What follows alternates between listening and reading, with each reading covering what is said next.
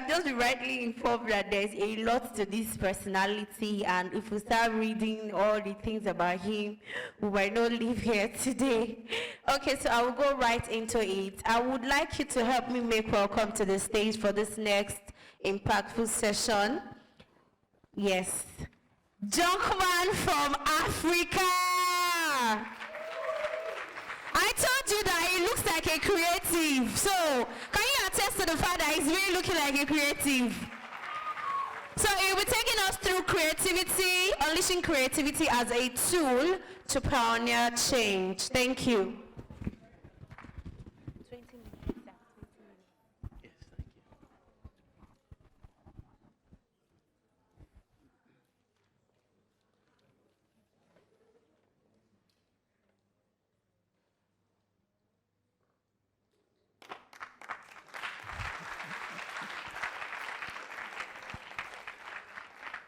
I just took my time to enjoy these beautiful people. And I want to tell you that, sincerely, I am happy to be here.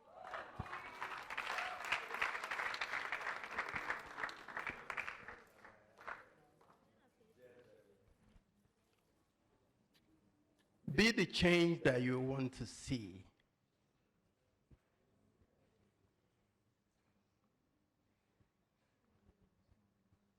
Change, unleash, unlock. These are the words I am seeing in the program.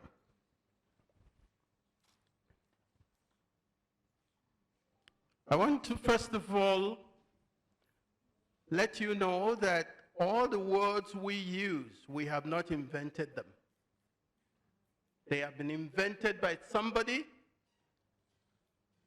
for specific purposes. So if you are wearing a trouser,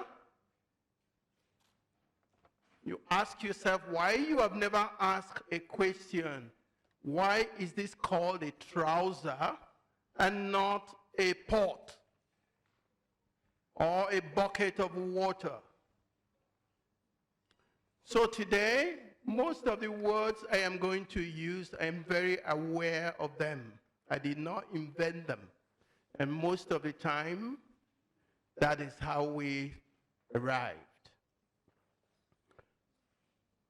I made a 2-hour talk until Leonard told me it's 20 minutes. And why I made a 2-hour talk is that this is what I love doing. I love making sure that when you squeeze me, what I am will come out. I lived for 23 years abroad, teaching in different universities, exhibiting in the most important museums in the world.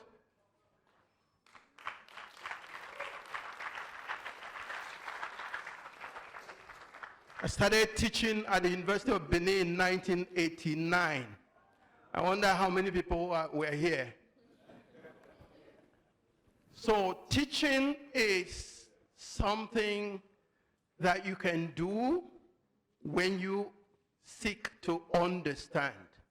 Of course, you cannot explain anything to somebody until you understand it. Now I want to go through a summary of what I have drafted for today. Before I do that, I really want to commend Leonard and the organizers of this occasion, program. While some of us are looking to sell cement or sell land, some people are busy trying to organize programs where we come together and exchange some kind of knowledge and intellectual properties and learn and advance ourselves. It is very abundant in this environment, but it is very scarce. when it is to be done well. So please help me clap for these people for doing this. You are not clapping as if you like what they did. Thank you, that's better.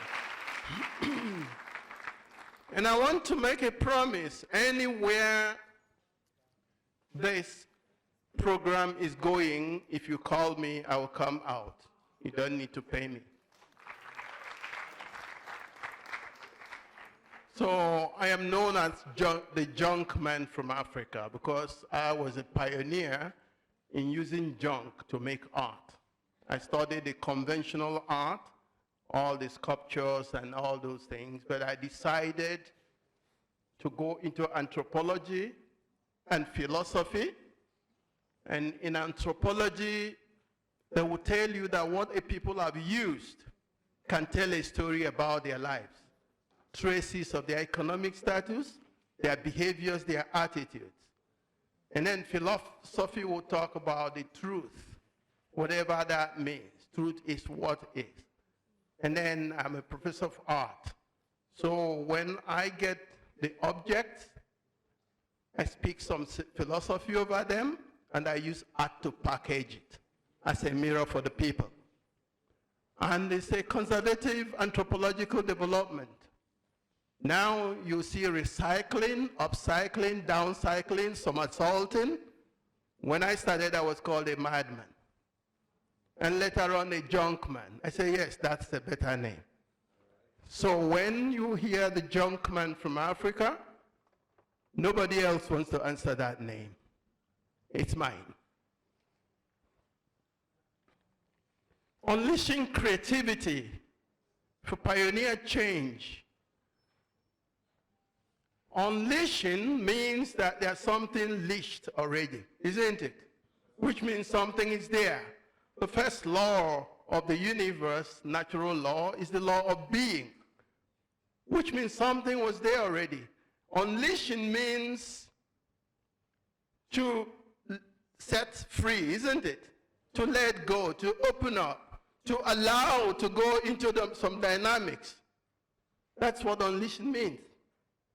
Which means that we all have creative potentials. If you go to a woman who fries akara, and another one fries akara there, you see some people most of the time queue up so much, waiting for one to get done.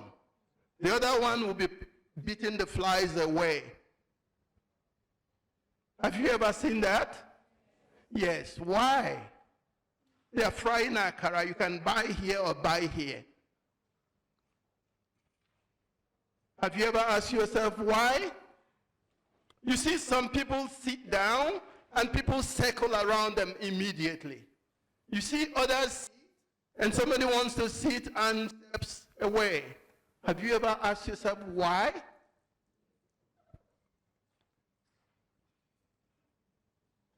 We are spirits.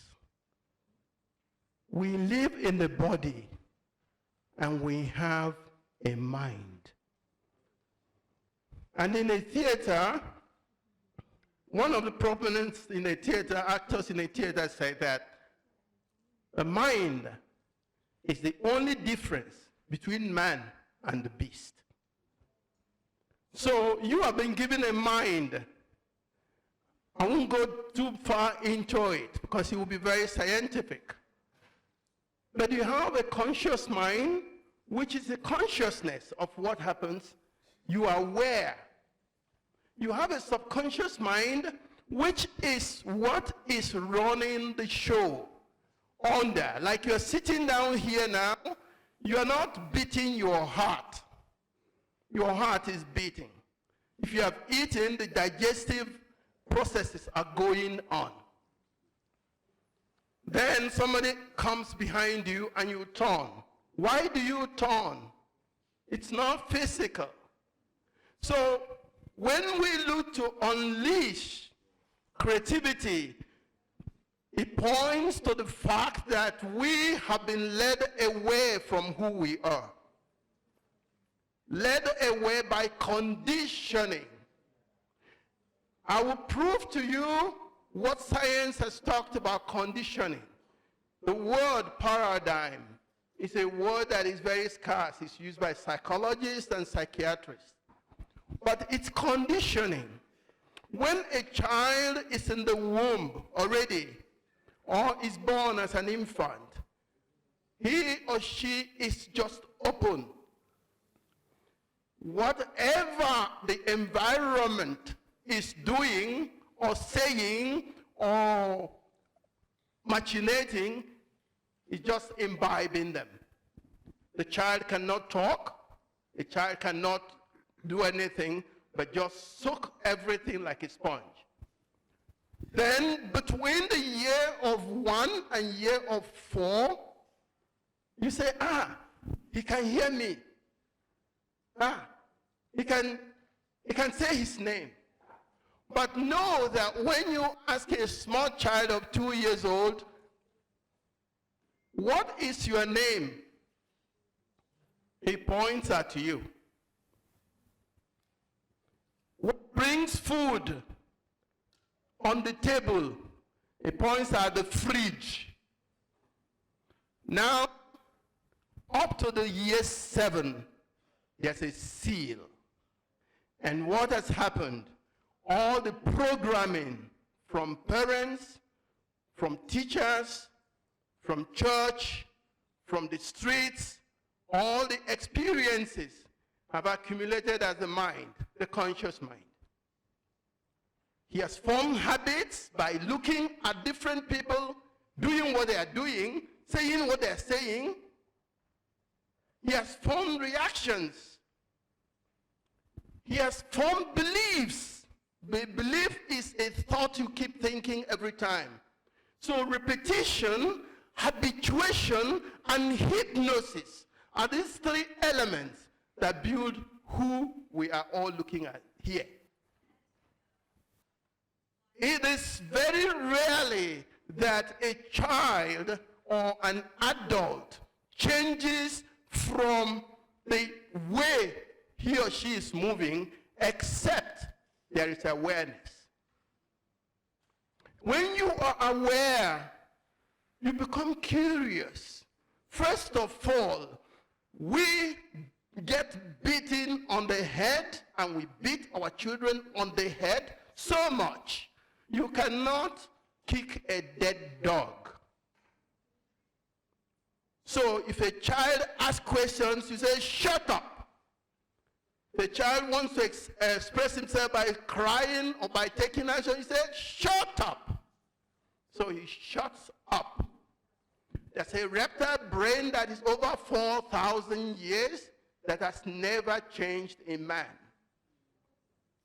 And that's the brain that takes care of fear, takes care of response, flight, freeze, or fight.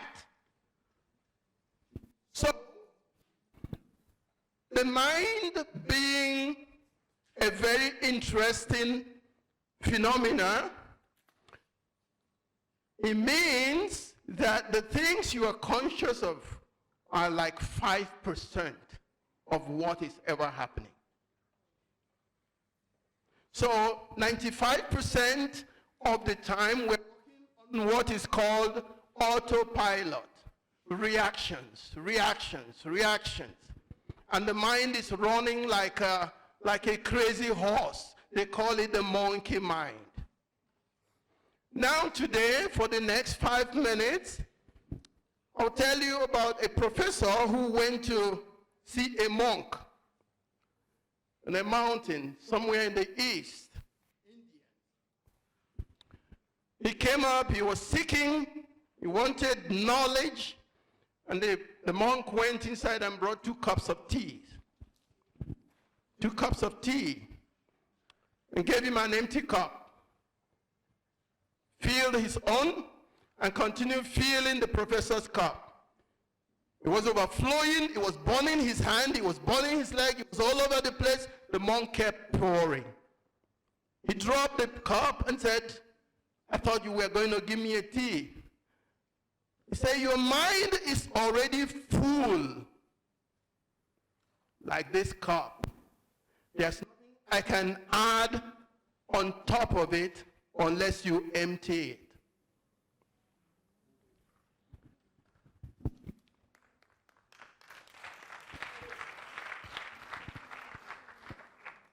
And then Bruce Lee, the one we know. Some students came to Bruce Lee and said, teach us your martial expertise. The arts, martial arts. What teach us? He brought a cup of Coke and a cup of water. And said, this water cup, it's me. You are the Coke. I cannot add anything to this Coke until you get rid of it, or unless you get rid of it. So I can't give you what I have, except you get rid of what you have. With that, I lead you to the first section, 7 levels of awareness. The first level is the animalistic level. The simple consciousness, they call it. We're just living life. Anyhow. Whatever the day brings. And then we react, and we fight, and we freeze, and we fly. Take to your heels. The next level of awareness is what comes out of one of the 6 fears that besiege man. Man has only 2 natural fears, the fear of height and the fear of sound. That's why you see children scream. And when you want them to jump into the swimming pool, they scream. Every other fear is learned. Learned from who? From the environment. And it is said that the environment is stronger than genetics. Because they say, if you tell me who your 5 friends are, I will tell you who you are, because you are an average of your immediate 5 friends. So it's good now that you start thinking, who are my friends? Are they the ones where we cry together? Or the ones who borrow me money and I borrow them? Or the ones who tell me poverty is, it's not my fault, I'm trying. I am here to tell you that the third one is aspiration.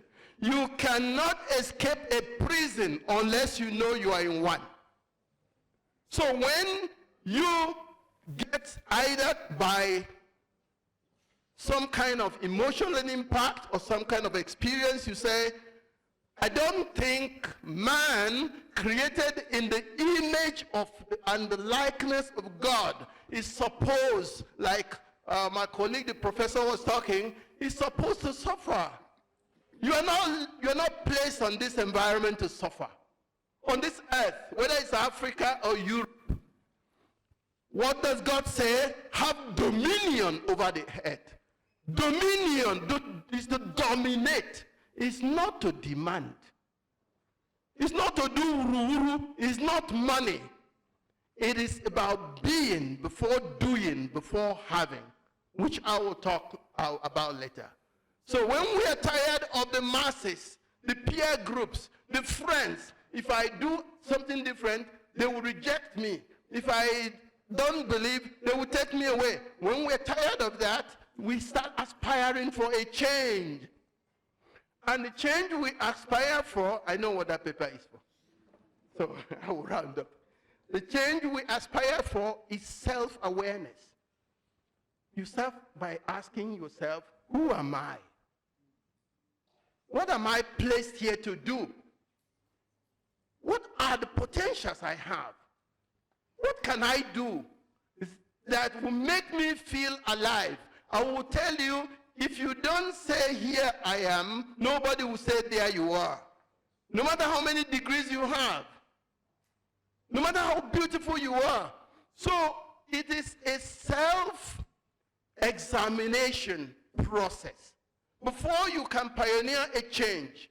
The meaning of pioneer means that you face the wall and you have spears at your back. So either you break the wall or you get perished. That's the meaning of pioneer. So you are leading a dead end. But at the end of the tunnel, there is always light. Now you come to the individual. When you aspire to be a different person, and you start studying yourself, and you start knowing what the mind is, and you start knowing what personalities you carry, start knowing what habits you have gotten from people that are not serving you, and you go on a long journey, it's a life journey actually, to start changing these habits one by one, these beliefs one by one, then you come to a point where you are in solitude. You are alone. But at the end of solitude is always solidarity, because you get to the other side of the tunnel. That is individual. Then the next one is that you start accumulating experiences. Different experiences that will make you decide what life means to you. It's we who give meaning to life. Life is. There is no right or wrong. Nobody has ever come into the world with a life manual. This is how life is going to be lived. We learn from others. And we forget that they have limitations and they have fear, which they mix with love, pretending that they know, but nobody knows. You have to find it yourself what life means. Then you get into mastery. When you get into mastery, light comes up. Now to summarize it, because we can continue this after, first thing you need is order. Order is the first rule in heaven. Order. If you check your purses now, see how many 5 nairas are scattered all over the place. You get to your house, you make up your bed in the morning. Harmony leads to a flow because you collect the energy that's already there. Then you start making goals. If you do not see it as a potential, as a possibility, you cannot see it as an opportunity. It's not possible. You have to see it. There are many ways to go to that. I will not be able to do that today, but that's what they call visualization. You have to see it before you can become it. Be honest with yourself, not sincere, because you can be sincerely wrong. Be honest, not sincere with yourself, with the people you are dealing with your environment. Be a student, not a follower, and be hungry for knowledge. I think the manager is waiting now. So the 6 faculties of the mind I will give you, and you go and research on it. 1 is the will, not willpower. 2 is imagination. It is a gift. These are all faculties of the inside for you to develop yourself to come out. The 3rd one is intuition.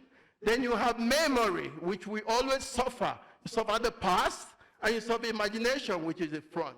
It's not necessary. And then you have perception. Everything you are seeing, you are looking at me now. I am not up here. I'm inside you. And many people see me differently as you are all looking at me.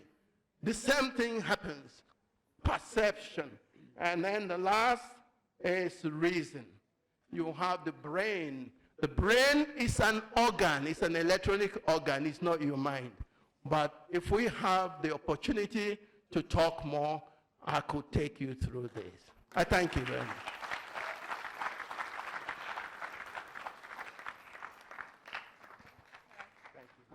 Thank you, sir.